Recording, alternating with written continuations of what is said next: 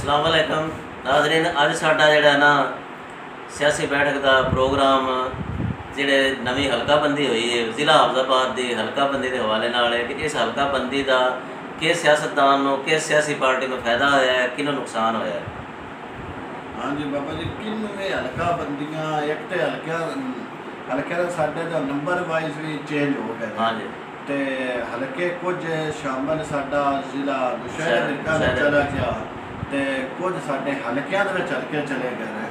इन्हां नूं किस पार्टी को फायदा है, किस कैंडीडेट को फायदा ये साडे जिहड़े ज़राए ने ना जी, साडे ज़राए के मुताबिक राह एंड कंपनी ने जी इस ज़िला हफजाबाद दे विच हल्का बंदियां दी जिहड़ी अखाड़ पछाड़ कीती है अच्छा वो साबका PP 70 जिहड़ा हुण PP 38 है 38 ਉਹਦੇ ਵਿੱਚ ਸਿਕੰਦਰ ਨਵਾਜ਼ ਬੁਰੇਦਾਰਾ ਦੇ ਜਿਹੜੇ ਗਰੁੱਪ ਦੇ ਜਿਹੜੇ ਉਮੀਦਵਾਰ ਸਨ ਉੱਥੇ ਨਾਮਜ਼ਦ ਸਨ PTI ਦੇ, ਉਹਨਾਂ ਨੇ ਉੱਥੇ ਬੜਾ ਵਰਕ ਕੀਤਾ ਸੀ ਤੇ ਉਹਨਾਂ ਦਾ ਅਸਰ ਤੋੜਨ ਦਾ ਨਿਸ਼ਾਨਾ ਸੀ ਉਹਨਾਂ ਦਾ ਕਿ ਸਿਕੰਦਰ ਨਵਾਜ਼ ਦਾ ਅਸਰ ਇੱਥੇ ਖਤਮ ਕਰਨਾ ਹੈ। खत्म किया। ਉਹਨਾਂ ਨੇ ਉਸ PP 70 ਦੇ ਵਿੱਚੋਂ ਤਕਰੀਬਨ 4 ਲੱਖ ਦੇ ਕਰੀਬ ਜਿਹੜੇ ਵੋਟ ਨੇ ਸ਼ਹਿਰੀ ਇਲਾਕੇ ਖਾਸ ਹਫਜ਼ਾਬਾਦ ਦੇ ਸ਼ਹਿਰੀ ਇਲਾਕੇ ਗੜੀਵਾਨ ਸਮੇਤ ਹੋਰ ਕਾਫੀ ਸਾਰੇ ਉਹ ਜ਼ਿਲ੍ਹਾ ਨੌਸ਼ਹਿਰਾ ਚਲੇ ਗਏ ਨੇ ਤੇ अच्छा बाबा जी, इन्ना वोट बन जाता 4 लाख के करीब है। हाँ जी, अच्छा इन्ना वोट साडा जिला नौशहरा विरका ਚਾਹੀਦਾ ਤੇ ਇਹ ਸੀ ਨਾ ਸਿਆਸਤਦਾਨ ਸਿਆਣੇ ਹੁੰਦੇ ਮਿਹਨਤ ਕਰਦੇ ਕਿ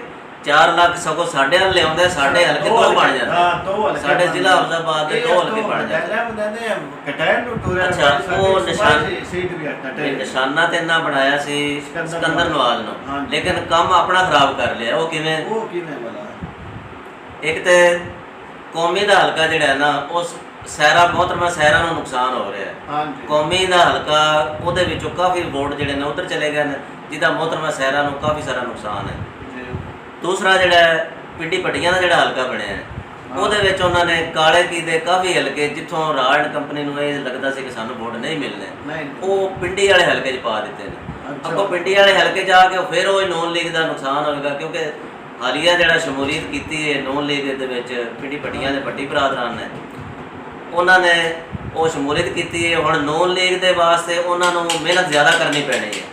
ਹਾਂਜੀ, ਉਹ ਸਿਕੰਦਰ ਨਵਾਜ਼ ਵਾਲੇ ਤਾਂ ਜਿਹੜਾ ਉਹਦਾ ਤੋੜ ਕਰਨ ਦਾ ਜਿਹੜਾ ਨੁਕਸਾਨ ਉਹ ਬਾਜੀ ਸਹਿਰਾ ਨੂੰ ਹੋ ਗਿਆ ਤੇ ਇਸੇ ਤਰ੍ਹਾਂ ਹੀ ਪਿੰਡੀ ਪੱਟੀਆਂ ਦੇ ਹਲਕੇ ਦੇ ਵਿੱਚ ਜਿਹੜੇ ਪਿੰਡ ਕਾਲੇ ਕੀ ਦੇ ਕਰੀਬੀ ਪਿੰਡ ਜਿਹੜੇ ਲਿਆਂਦੇ ਗਏ ਨੇ ਉਹਦਾ ਵੀ ਨੁਕਸਾਨ ਨੌਨ ਲੀਗ ਨੂੰ ਹੋਏਗਾ। ਅੱਛਾ, ਉਹ ਕਿਸ ਤਰ੍ਹਾਂ ਪਿੰਡੀ ਵਾਲੇ ਪੱਟੀਆਂ ਨੂੰ ਉਹ ਹਲਕਿਆਂ ਦਾ ਨੁਕਸਾਨ ਹੋਵੇਗਾ? ਉਹ ਨੁਕਸਾਨ ਇੰਜ ਹੋਏਗਾ ਕਿ ਸੁੱਖੇ ਕੀ ਦੇ ਵਿੱਚ ਅੱਗੇ ਹੀ ਇਹਨਾਂ ਦਾ ਹੋਲਡ ਕੋਈ ਨਹੀਂ, ਉਹ ਤੇ ਬੁਰੇਦਾਰੇ ਦਾ ਹੋਲਡ ਹੈ, ਬੁਰੇਦਾਰੇ ਦੇ ਵੋਟ ਜ਼ਿਆਦਾ ਨੇ ਸੁੱਖੇ ਕੀ। ਅੱਛਾ ਤੇ ਜਿਹੜੇ ਕਾਲੇ ਕੀ ਦੇ ਕਰੀਬੀ ਪਿੰਡ ਇੱਧਰ ਆ ਰਹੇ ਨੇ ਉੱਥੇ ਵੀ ਬੁਰੇਦਾਰੇ ਦਾ ਹੋਲਡ ਹੈ ਹਾਂ ਉੱਥੇ ਕਾਲੇ ਤੇ ਉਹ ਹੁਣ ਉਹਦੇ ਤੋਂ ਪਿੰਡੀ ਪੱਟੀਆਂ ਵਾਲਿਆਂ ਨੂੰ ਸਿਰਫ ਇਹ ਹੁਣ ਨੌਨ ਲੀਗ ਦਾ ਟਿਕਟ ਲੈ ਕੇ ਉਹ ਮਕਸਦ ਇਹ ਨਹੀਂ ਹੈ ਕਿ ਉਹਨਾਂ ਨੂੰ ਸੀਟ ਮਿਲ ਗਈ ਹੈ, ਉਹਨਾਂ ਨੂੰ ਇਹਦੇ ਵਾਸਤੇ ਬੜੀ ਮਿਹਨਤ ਕਰਨੀ ਪੈਣੀ ਹੈ। ਹਾਂਜੀ ਤੇ ਸਾਡੇ ਇੱਕ ਹੁਣ ਫਿਰ ਅਸੀਂ ਤੇ ਦਾਅਵੇ ਹੀ ਕਰਨੇ ਆ ਤੇ ਕਦੇ ਸਾਬਤ ਵੀ ਹੋ ਹੀ ਜਾਂਦੇ ਨੇ, ਦੇਰ ਹੁੰਦੀ ਥੋੜੀ ਜਿਹੀ ਵੀ ਜਿਸ ਤਰ੍ਹਾਂ ਇੱਕ ਬੜਾ ਵੱਡਾ ਗਰੁੱਪ ਕਾਫੀ ਦੇਰ ਦਾ ਅਸੀਂ ਕਹਿ ਰਹੇ ਸੀ ਉਹ ਗਰੁੱਪ ਜਿਹੜਾ ਕੌਲੋ ਤਾਰੜ ਜਾ ਕੇ ਸ਼ਾਮਲ ਹੋ ਗਿਆ।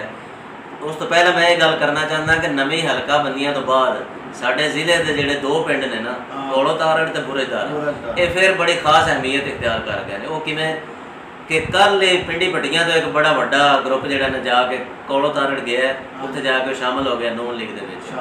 ਹੁਣ ਇਸੇ ਤਰ੍ਹਾਂ ਹੀ ਤਹਿਸੀਲ ਪਿੰਡੀ ਪੱਟੀਆਂ ਦੇ ਵਿੱਚੋਂ ਇੱਕ ਗਰੁੱਪ ਨੇ ਬੁਰੇਦਾਰੇ ਜਾਣਾ, ਜਿਹਦੇ ਨਿਸ਼ਾਨਾਤ ਸਾਨੂੰ ਇਹ ਨਜ਼ਰ ਆ ਰਹੇ ਨੇ ਵੀ ਬੁਰੇਦਾਰਾ ਦੇ ਤੇ ਰਾਏ ਜ਼ਮੀਰ ਦੇ ਆਪਸ ਵਿੱਚ ਰਾਬਤੇ ਸ਼ੁਰੂ ਹੋ ਗਏ ਨੇ।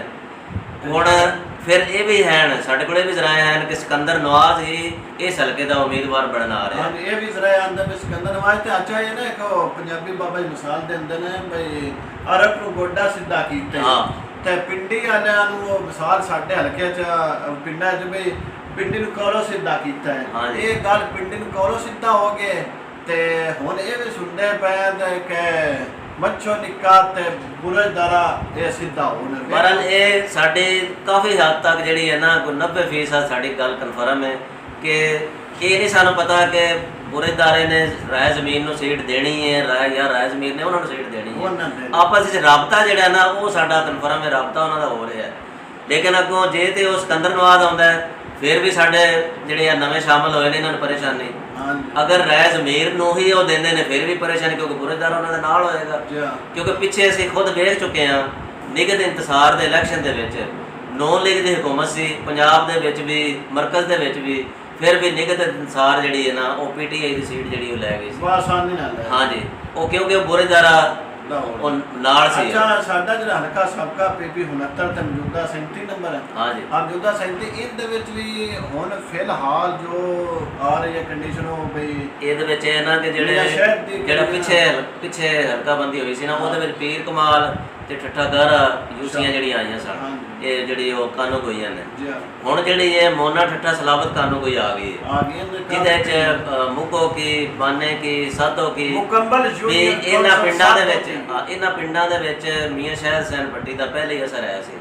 ਔਰ ਇਸ ਵਕਤ ਸਿਰਫ ਨੌਨ ਲੀਗ ਦੀ ਸੀਟ ਸਾਨੂੰ ਜਿਹੜੀ ਹੈ ਨਾ ਮੀਆਂ ਸ਼ਹਿਰ ਹੁਸੈਨ ਭੱਟੀ ਦਾ ਹਲਕਾ ਜਿਹੜਾ ਨਾ ਇਹ ਮਜ਼ਬੂਤ ਨਜ਼ਰ ਆ ਰਿਹਾ ਹੈ। ਉਹ ਵੀ ਤਾਂ ਜੇ ਜਲਾਲਪੁਰ ਭੱਟੀਆਂ ਤੋਂ ਕੋਈ ਹੋਰ ਉਮੀਦਵਾਰ ਨਾ ਮੈਦਾਨ ਚ ਆਇਆ ਤੇ ਮਾਮੂਨ ਜਾਫਰ ਤਾਰਨ ਵਾਸਤੇ ਜਿਸ ਤਰ੍ਹਾਂ ਪਿੰਡੀ ਵਾਲਿਆਂ ਨੂੰ ਉਹ ਹਲਕਾ ਮੁਸ਼ਕਲ। ਹਾਂਜੀ ਬਿਲਕੁਲ, ਇਸ ਤਰ੍ਹਾਂ ਮਾਮੂਨ ਜਾਫਰ ਜਿਸ ਤਰ੍ਹਾਂ ਪਿੰਡੀ ਵਾਲਿਆਂ ਨੂੰ ਮਿਹਨਤ ਕਰਨੀ ਪੈਣੀ ਹੈ, ਇਸ ਤਰ੍ਹਾਂ ਮਾਮੂਨ ਜਾਫਰ ਵਾਸਤੇ ਵੀ ਇਹ ਉਧਰ ਅਗਰ ਹਾਫਜ਼ਾਬਾਦ ਹਲਕੇ ਤੋਂ ਸਿਕੰਦਰ ਨਵਾਜ਼ ਖਲੋਂਦਾ ਜਾਂ ਕਿਹੜਾ ਕੈਂਡੀਡੇਟ ਖਲੋਂਦਾ ਕਿਹੜੀ ਪਾਰਟੀ ਦਾ, ਉਸ ਨੂੰ ਮਿਹਨਤ ਪੀਪੀ 69 ਦੇ ਹਲਕੇ ਤੇ ਕਰਨੀ ਪਈ, ਜਿਹੜੇ ਦੋ ਹਲਕਾ ਨਿਕਲੇ ਹਾਂਜੀ ਉਹਨਾਂ ਤੇ ਮਿਹਨਤ ਕਰਨੀ ਪਊਣੀ ਹੈ।